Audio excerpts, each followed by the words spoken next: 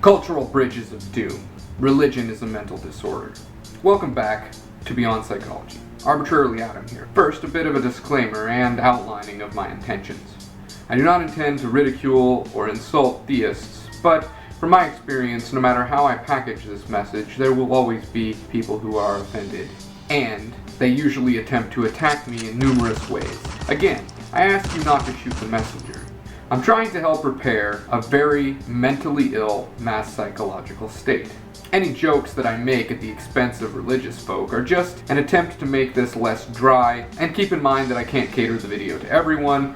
Also, no matter how I've told this hard truth to people, if they're gonna get mad, they're gonna get mad, no matter how nice I am about it. And if I'm too nice, they just ignore me. So I find that a little bit of negativity is what's needed to break through people's psychological defenses. Unfortunately, I want everyone to be able to watch this, and that is tricky to achieve. Keep that in mind. What are we going to cover today? We will be examining why religion exists in the first place. We'll take a look at fear. We'll take a look at how we use religion. We'll take a look at how it affects our psychological state, both positively and negatively. And most importantly, we'll identify why religion is a mental illness and also the product of weaponized psychology. At the end, I'm going to do a bit of ranting, and I'm going to destroy some of the arguments from the religion trolls. A reminder, in most cases, the end of my videos are where all the brain candy resides. So if you failed to keep attention to the end of any of my other videos, you may want to go back and watch them from wherever you left off. Don't assume that you know what I'm going to say or that you understand my overall intentions. So take some Adderall or whatever you need to do and pay attention.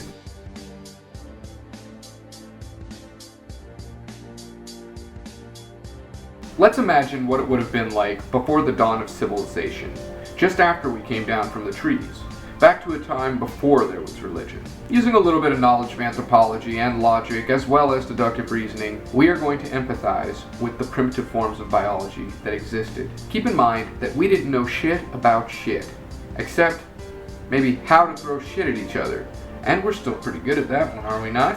Okay, seriously, what did we know? We knew a bit about gathering food, hunting, fighting off certain predators, and maybe even a little bit about medicinal plants. And probably a little bit about getting wasted. As well, we had genetic memory that was programmed in us from the complex chain of cause and effect. The most profound items in our existence during that time were the sun, the moon, the stars, the tribe, and the joy of satisfying our newly developed curiosities. The more obstacles that we eliminated through ingenuity and or tool using, the more calories we had to spare to develop our language in order to improve our ability for group thinking. Less grunts and throwing poop at one another. The calories we saved to be used for other things like the development of our language. The more we developed our language, the better our ability for group thinking became. Here's an example. One of us proposes a question, and then several other people propose the wrong answers to that question, and then another person spends their calories reevaluating everybody's wrong answer in order to find which one of the answers may have had value.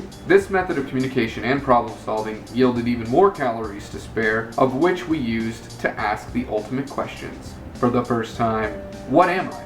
What is the earth? What is the sun? What is the moon? What are the stars? Obviously, we didn't have the good labels for these things, but the questions were still arising, perhaps at the same time as the labels. Some of these questions created an epic void. What was the result of this level of awareness? Our forms of consciousness were understandably terrified when they acquired the complexity to understand just how little they understood about whatever the fuck all of this is. At this point, we were likely falling back on imagination to fill in the void. Many people were at odds with what they believed everything was, and none of them wanted to accept the hard truth of the matter, which is that we just didn't know. We had no psychological coping mechanisms to deal with this type of fear. One day, a tribe elder came up with an imaginative story that would make everyone stop being afraid and stop being at odds about what they thought they were and what they thought reality was. The tribe elder said, "I had a dream or a vision last night. This thing called God, which was actually just the sun, spoke to me and claimed to have created us all and the earth, just especially for us to live on, and that he loves us." When everyone in the tribe responded positively to this, it was firmly adopted. Then we all could go on with our daily lives without this pesky issue of not knowing plaguing our curiosity. This is likely the way it happened in most tribes because they all worshipped the sun. How long do you think it took before that tribe elder started claiming that God spoke to him in a vision and told him that all the women in the tribe had to give him head? and that it was God's will. Don't be all high and mighty with me, you know you would have done the same thing. So basically, we chose to invent a form of weaponized psychology, aka brainwashing, to protect our consciousness from the fear of not knowing what reality is or what we were. This is what I refer to as head in ass syndrome, or high ass, as in head so high up in our asses that all we see is our own shit. As a funny side note, religious people claim that God gave us free will, and the reality of the matter is that free will does likely exist some capacity, but as soon as you fill in the blanks with a religious belief system, you thereby limit where your mind can go and what you can do, which actually takes away your free will, and you effectively become your own prison warden. If you want more about free will, take the link in the top right. Now, realistically, most people don't choose to believe in a God. They learn to believe in a God by observing their parents, or it was forced down their throats at a very young age before they had the ability to defend against this weaponized psychology. When we are exposed to pagan-based faith teachings at a young age and raised by people who were also indoctrinated by that modeling, these models control how we think and allow us to be manipulated as well as stupefied. These thought models perpetuate mental laziness, and that is indeed the dumbing down of the masses. Spend your entire life with overly simplistic thought models. You will be overly simplistic mentally in your adult life, and it will take a tremendous effort to overcome those bad habits of thought. Now, how did our religious beliefs get so intricate over time? Have you ever played the child's game of telephone? Well, if you have, or even if you haven't, you've observed what happens when you tell someone something, and then they tell someone else, and that person tells someone else, and then it comes back to you, and it's hardly even the same thing you said to begin with. Everyone who passed the message down the road changed it slightly with their wording, or misunderstood you, or maybe didn't listen to you very closely. Generation to generation, religion was passed on and was affected in the same way. And even further compounding the issue, new myth and lore was added to the religion every generation by each new tribe elder just to keep things interesting and to stay relevant. Keep in mind that Tier 5 consciousness does not have the calories to spare unless it has the support of many other, more simple forms of biology. We are a superorganism. If you're interested in what I mean by a superorganism, here's the link. The leader of the tribes who continued to use religion to manipulate the majority were likely some of the first expressions of Tier 5 consciousness. The majority were, and still are, Tier 4.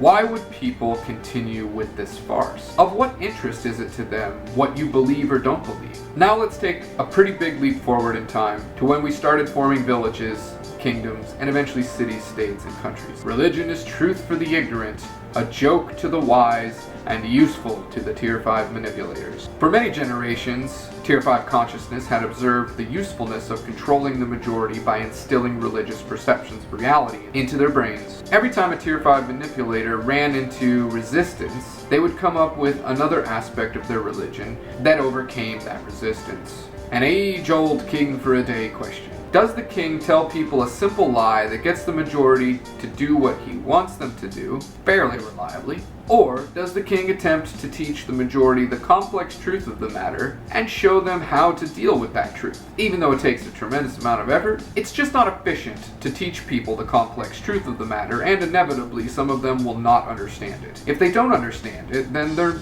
not going to live by it. So it's better to lie to them. Are we going to presume that in this so-called modern age that the simple-minded are still incapable of learning the complex truth of the matter?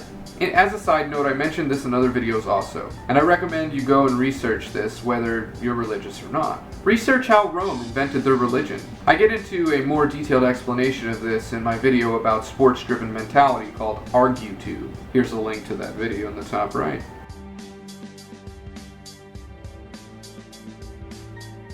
Are our religious beliefs completely negative, or are there some benefits? Now, before we go any further, I want to be clear that not everything to do with religion is negative, even if most of it is, and obviously we need to do away with it in our modern world, but I just want to touch on these ideas that display some of the positive effects religion has had throughout our history.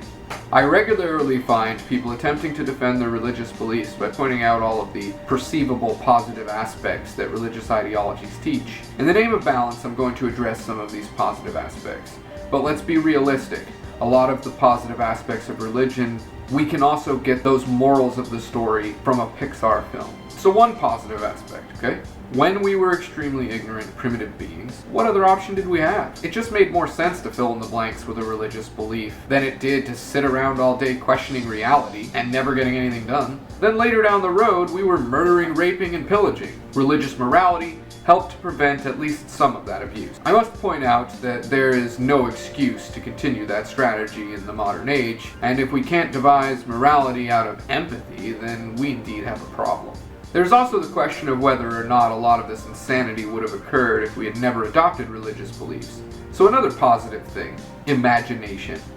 The tendency to use our imagination when faced with great unknowns may have stimulated the formation or strengthening of certain aspects of our brain. I don't think it's unreasonable to propose that that tendency to fill in the blanks with a belief was exercising our imagination, and that affected the manifestation of invention, art, and fantasy storytelling. Perhaps even helped in the creation of a great many other items of high quality. Of course, we've all seen what happens when children's imaginations go out of control. Additionally, necessity is the mother of all invention, so likely we would have succeeded in those regards without this tendency. But still, we must recognize that it is somewhat of a positive effect. Now that I've acknowledged some of the benefits of insane religious beliefs, I ask that we consider the possible harmful psychological effects on the growth of our brains. Let's think about thought models a bit more. What I mean by a thought model is a thought equation that we use to make a decision with, or solve a puzzle. It's a shortcut or method we use to arrive at a conclusion. Kind of like learning your multiplication tables. We don't make an equation from scratch every time we approach the puzzle, do we? We have adapted, adopted, and learned how to think. We are creatures of habit, after all. We learn from observing our parents in most cases, as well as our peers. For example, when someone communicates with us and says, "Because of this, that means this." That is a very simple or linear thought equation. So where did they learn that thought equation? Well, many of these thought models have been around for a very long time and have served our consciousness quite well in simple times. But now in modern times, they are no longer sufficient.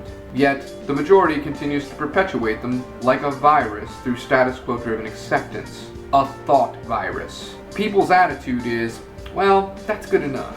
I propose that many of our thought models as well as perceptions come from archaic religious teachings. Even a great many atheists are using these inefficient thought models and have perceptions as well as personality traits that come from religious teachings, while they aren't even aware of it.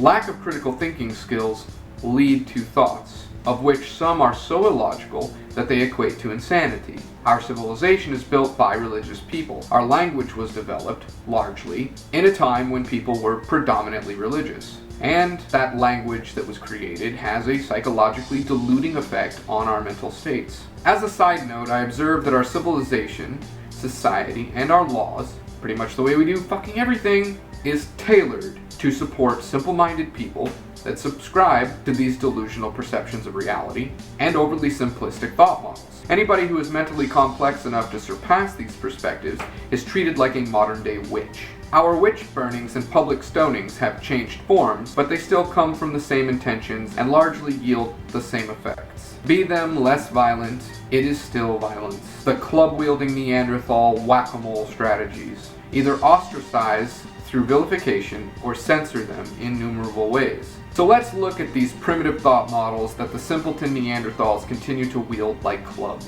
filling in the blanks with an overly simplistic opinion, leading to hasty judgment, logical fallacy, as well as overconfidence, cognitive bias. Right at the beginning, we must acknowledge that religious beliefs are nothing more than filling in the blanks with opinion, instead of accepting that we don't know something, and then asking the questions that need to be asked, like a rational adult would. This cripples our curiosity. It actually prevents us from thinking critically and asking questions. This also teaches a child that it's acceptable to fill in the blanks with an opinion as a thought model in order to figure out what they don't understand. This creates an adult that will almost always fill in the blank with their opinion instead of admitting when they don't know something. And that opinion will be overly simplistic and therefore likely the wrong answer. As pretty much everything in our reality is extremely complicated and cannot be reduced to some simple perceptions, the correct answers are almost never achieved. This thought model gets used repetitively every day throughout the development of our neurological states, and then it becomes a specialized process, a go-to automated response.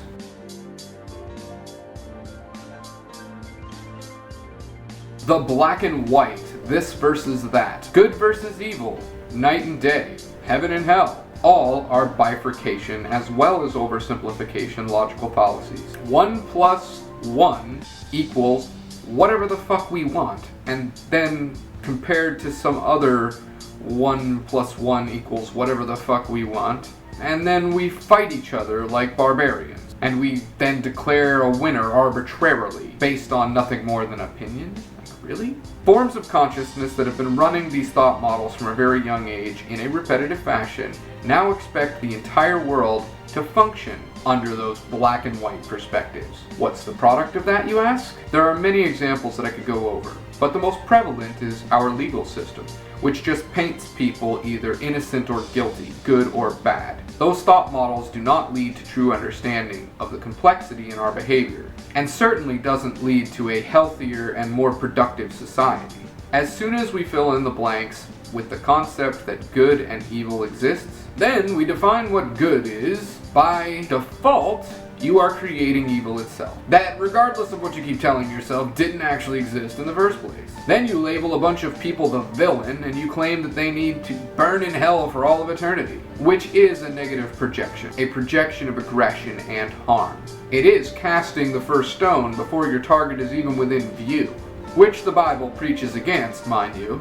Eventually, the people you are vilifying might start believing that they are evil just because you keep on telling them that they are. And then they will start acting the part. It's manifesting a mental disorder. It's manifesting some concept of evil that never existed until you started pretending that it did. Now, just to be clear, I'm not talking about helping and causing harm. That exists, and that's different. And again, empathy should alleviate anyone wanting to cause each other harm.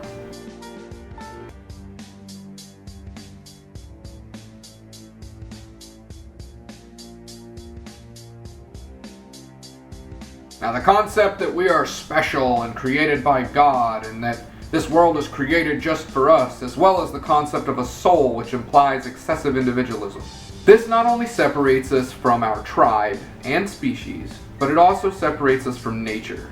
This removes us from our natural place in the biosphere, and even worse, erodes our empathy. This destroys our tribal nature, and as we will always want our tribe because of the millions of years of strength in numbers that we live by, Tier 5 manipulators can use this unconscious yearning to manipulate us by offering us a church to join and become part of that tribe, or follow a sports team. If you know anything about business, then you know that scarcity increases value, and what the Tier 5 manipulators have done is make tribal support a scarce commodity. Religions are not only indoctrination centers, but also a business that sells you the tribal support that you don't have. A tax-evading non-profit business that enslaves us mentally while installing excessive individualism with a false perception of an undying soul, of which we are trying to prove with self-affirmations and manifesting a pretend-time matrix civilization that reflects what we believe, and therefore we think it's proof of our bullshit fill-in-the-blanks. We separate from each other further and further every day. The more we focus on the self, then the less empathy we cultivate. The brain is not getting the practice with empathy. This may even perpetuate sociopathic tendencies.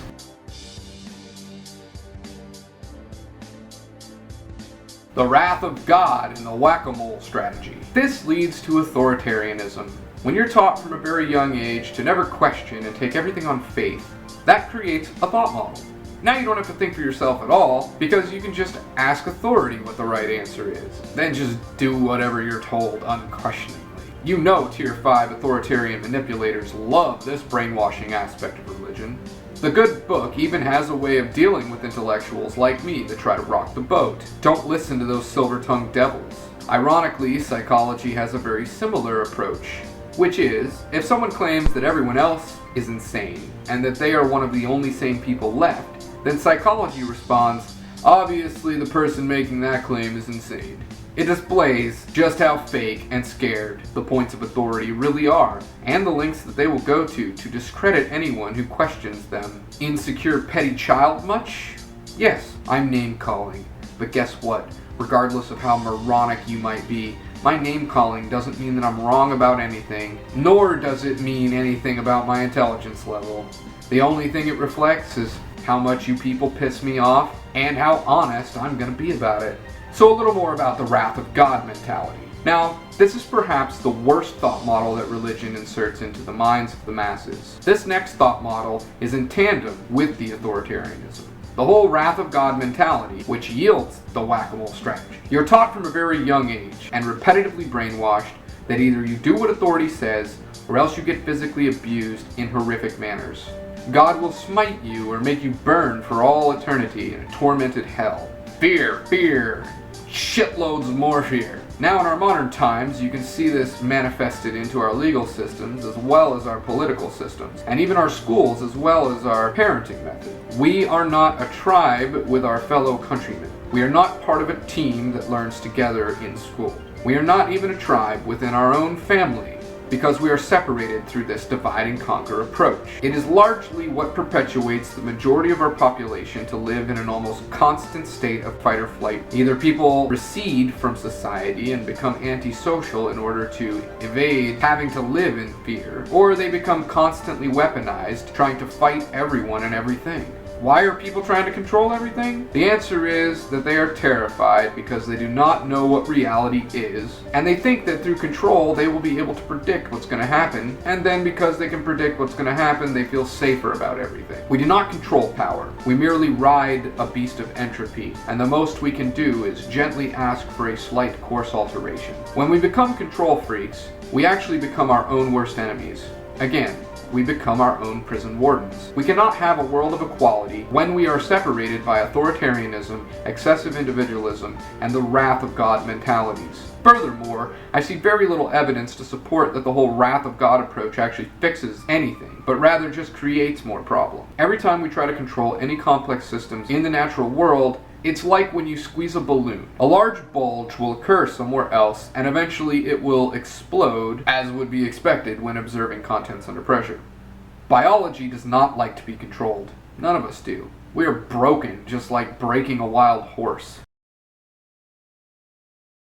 Rational-minded atheists are going to love the rest of this, but conservative minds best shut the video off here.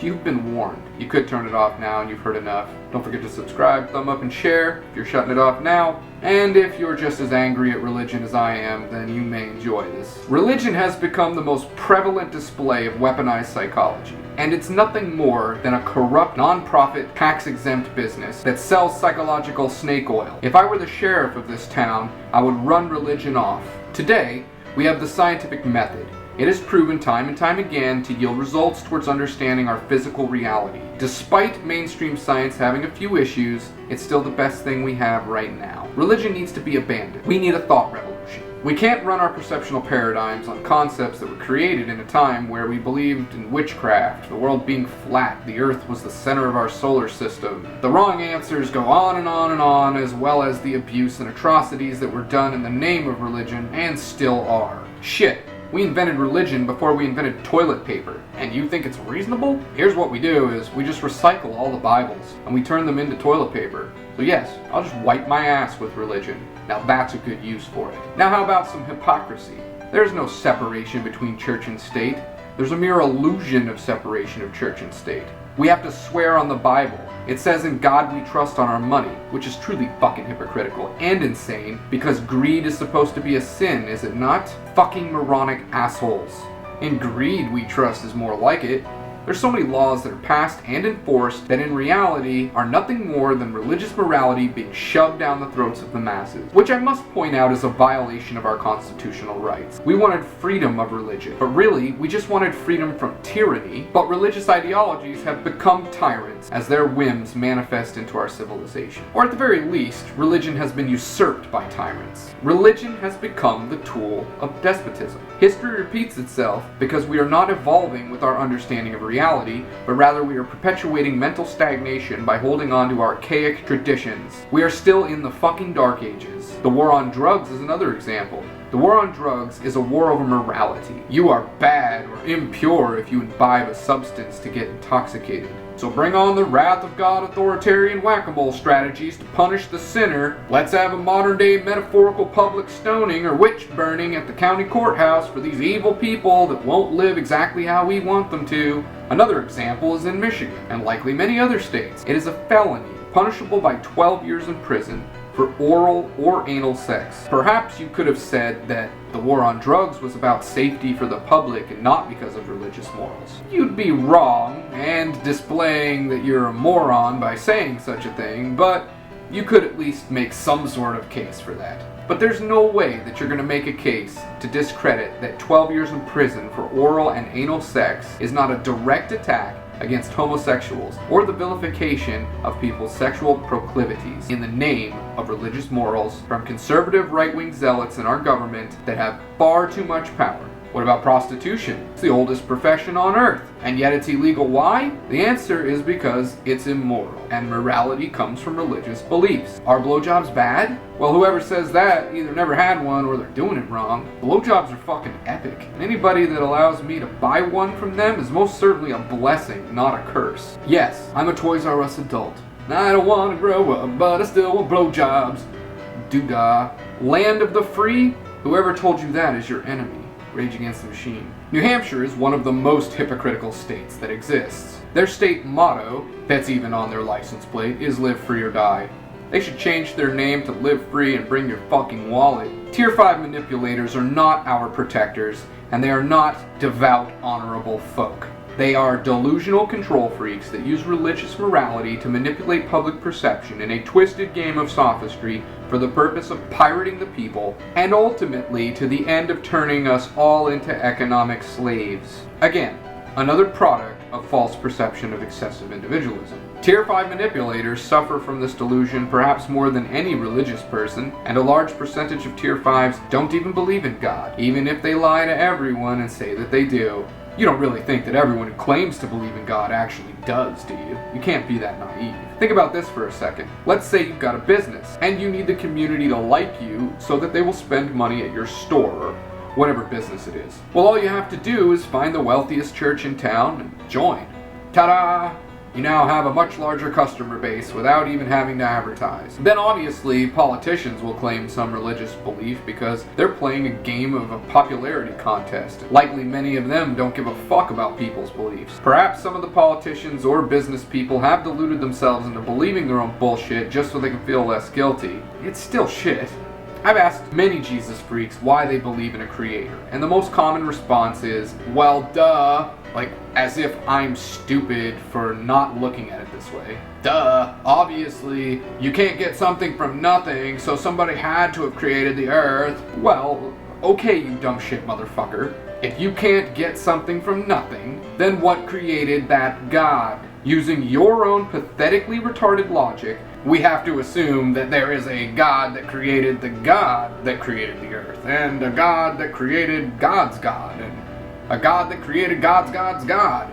How long are you going to insert pretend time bullshit before you accept that it's just not reasonable? Yet, I'm supposed to respect your opinions and your religious beliefs?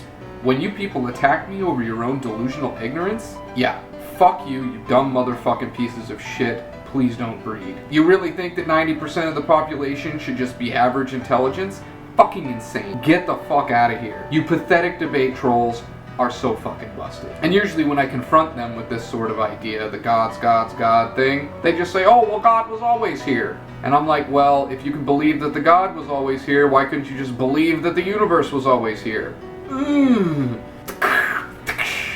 Fuck fucking idiots. Swear, what the fuck is wrong with people, right? Okay, so, everything I've told you is the most likely truth of the matter, and all that's left is for the majority to pull their heads out of their asses and accept that it is true. Now, even though I did just humor a debate, in a sense, I also want to mention that entertaining a religious person's debate is akin to negotiating with terrorists. If we placate their want to debate, then we are in a way acknowledging that their thoughts have value and are worth our time to hash it out with them. Meanwhile, the entire time you two are arguing with high school debate team bullshit games, nothing productive is achieved. I'm really sorry that your parents and all of society have been lying to you from the day that you were born, and I'm sorry that you fell for it, that you've been living fake as fuck for your entire life. But just remember that it's not your fault, and even more importantly, it's certainly not my fault just because I pointed it out. If your instinct is to initiate an argument or start weaponizing in some way, like a club-wielding Neanderthal, then your opinions, which were totally valueless, have even less value now because we then identify you as an irrational simpleton, brainwashed sheeple wall Martian, a